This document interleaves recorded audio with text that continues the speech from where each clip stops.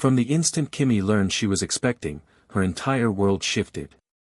She had always been the devoted daughter of Zion, the one who never missed a service, who led worship with tears streaming down her cheeks, and who could recite scripture as naturally as breathing. Yet now, here she was, carrying a child before marriage, unsure which step to take next. In her congregation, pregnancy before marriage was strongly condemned. No woman in such a situation could wed in that church, and Kimmy could not stomach the thought of being married anywhere else. She was not just a church worker, her parents were respected elders, admired by many. How could she possibly tell them? She knew the reaction would be explosive. Alone in her room, Kimmy sat in silence, her eyes fixed on the pregnancy test strip in her hand. Her boyfriend, Adi, was one of the kindest men she had ever met, God-fearing, gentle, and wholly devoted to her. He had rejoiced when he heard the news, shouting with delight. But Kimmy had not shared his joy. A few days later, Adi had done what he thought was right, he asked her to marry him. He was eager to become a father, especially with the woman who made his heart race. Yet Kimmy's smile was faint. She loved him, yes, but her mind was consumed by the life growing within her and what it meant for everything she had built. She knew she could not allow the church to find out. She had seen what happened to others who had walked this path before, the murmured gossip, the cold stares, the so-called discipline that felt more like exile. She explained her fears to Adi, who quickly suggested alternatives. They could marry in his own church, or even have his pastor brother officiate privately. "My darling, we have options," he told her warmly. Kimmy feigned enthusiasm, but deep down she rejected each suggestion. "No," she said softly, shaking her head. "I must be married in my church." Adi didn't understand. To him, love was enough. But to Kimmy, this was about far more than love, it was about her family's honor, her standing in the community, and the spotless image she had cultivated for years. The more she thought about it, the heavier the dread became. Eventually, she decided to confide in her mother, hoping for guidance. But the moment her mother's gaze hardened, Kimmy knew she had chosen the wrong person to tell. "You?" Her mother's voice trembled in fury. "After all we've taught you? You dare bring shame to this family, to this altar? That seed inside you is an abomination. Get rid of it before your father hears." The words slashed at Kimmy's heart like shards of glass. That night she wept into her pillow, hearing her mother's voice echo again and again. She could not let her father know, not when he was about to be honored as one of the church's longest-serving elders. The thought of him being disgraced because of her was unbearable. So Kimmy made a decision. She told Adi she planned to visit her sister for a short while. Unsuspecting, he was pleased she'd have time to rest. But when she arrived at her sister's home, her mind was already resolved. That evening, under cover of darkness, she went to a private clinic. A few hours later, the child was gone. The next morning, she called Adi, her voice unusually bright. "Guess what?" she said, trying to sound casual. He listened, curious. "I saw my period," she told him.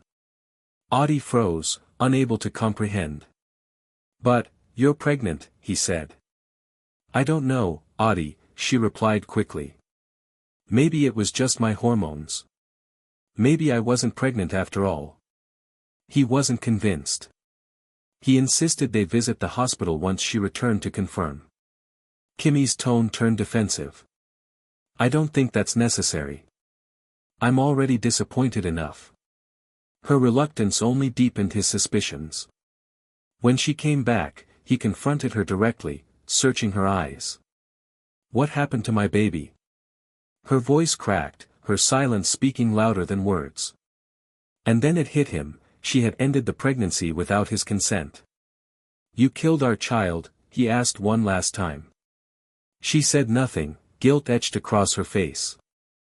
Adi could not bear to hear her excuses. The betrayal was deeper than anything he had known. That day, he walked away from her and ended their engagement over the phone. He never called again. Kimmy was devastated.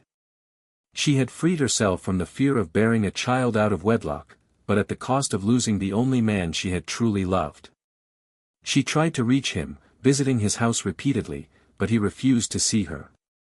One morning, she discovered he had moved away. His numbers were disconnected, and no one knew where he had gone. Years slipped by, and Kimmy slowly began piecing her life back together. It wasn't easy, but time softened the sharpest edges of her pain. Eventually, she met another man who showed her kindness and respect. He was 27, successful, and deeply caring. When he asked for her hand, she said yes. Their wedding was everything she had dreamed of, in her beloved church, under the watchful eyes of the congregation. Walking down the aisle, she felt a sense of redemption. She became Mrs. Jacobs, and her husband cherished her beyond measure. But as months passed, then years, she remained without a child. The questions began softly, but soon they came often, each one pricking her heart. After Sunday services, women from the congregation would approach her with smiles that didn't quite reach their eyes. "Sister Kimmy, any good news yet?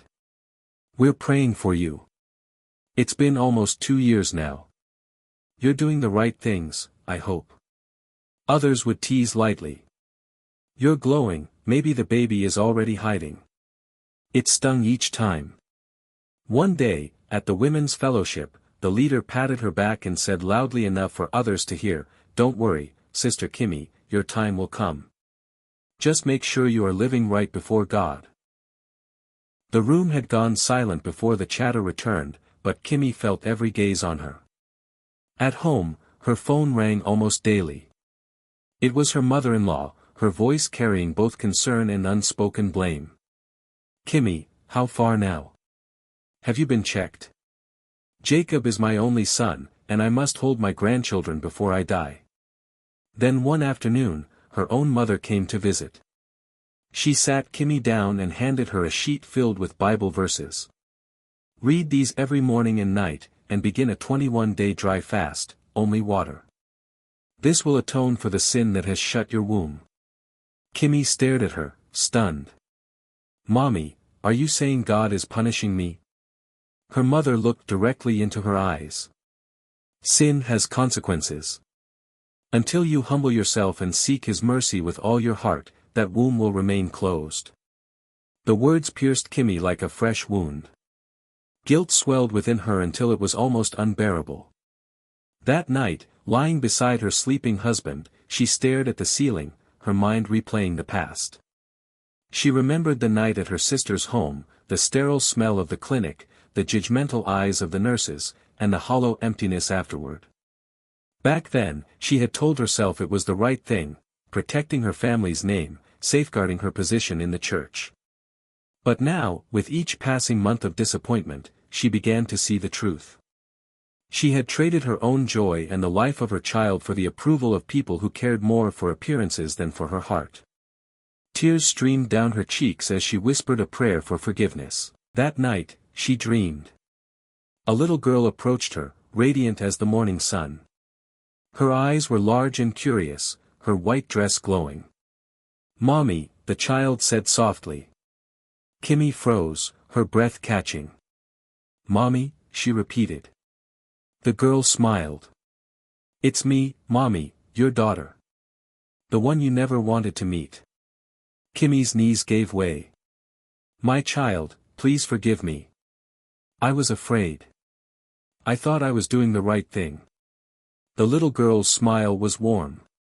"I know, Mommy. You were afraid of what they would say. But I forgave you long ago. God forgave you too. But you must tell the truth, so no one else does what you did to me." Kimmy reached for her, but her hand passed through like mist.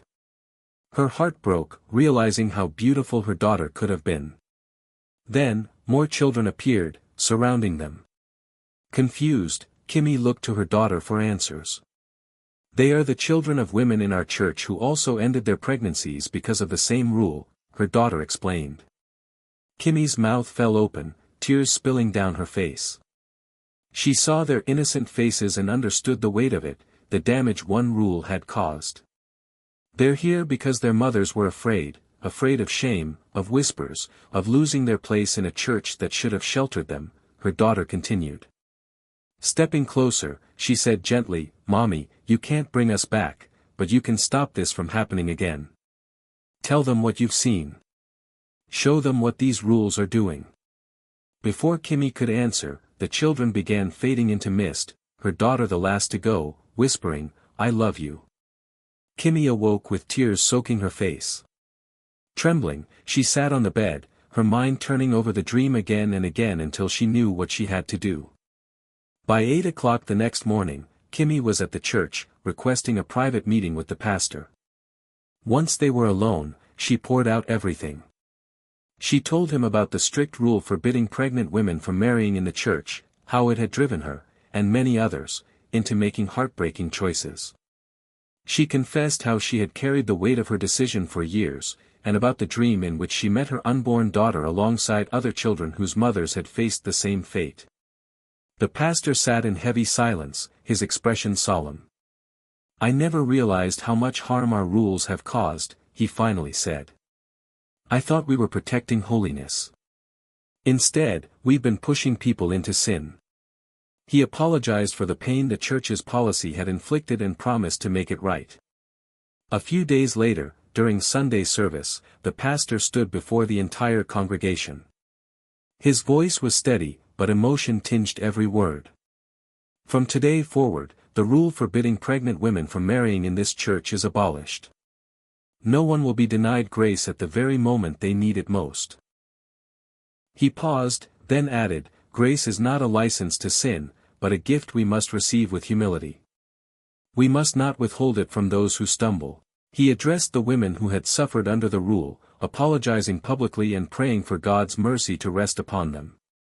Kimmy sat in the front row, tears streaming down her cheeks, not just for her lost daughter, but for the lives this change might save. Months later, she conceived. When she gave birth to twins, she wept uncontrollably as they were placed in her arms. It wasn't just the joy of motherhood, it was the overwhelming awareness of God's mercy. Through tears, she whispered their names, Grace and Promise, because that was exactly what they meant to her. News of her delivery spread quickly. On the Sunday she returned for Thanksgiving, the congregation rose in applause. Even those who had once gossiped about her now embraced her with genuine tears. The pastor called her forward, holding one of the twins. "Let Kimmy's story remind us," he said, voice thick with emotion, "that our rules, our words, and our actions can either destroy or save lives. These children are here because we chose mercy. May we never forget that lesson." Kimmy smiled through her tears, glancing upward as if her gaze could reach heaven. In her heart, she pictured her first daughter, standing in the clouds, radiant as she had been in the dream, smiling at her mother. For the first time in years, Kimmy's heart felt light. She had lost once, but God had restored her twice over. The message from her story was clear: fear of human judgment can lead to tragic choices, but God's mercy is greater than any condemnation. Rules without compassion can destroy, but love and grace can rebuild. We must never let the need to protect appearances push us into actions that violate our conscience. A church or community shows true holiness not by enforcing shame, but by lifting those who have fallen.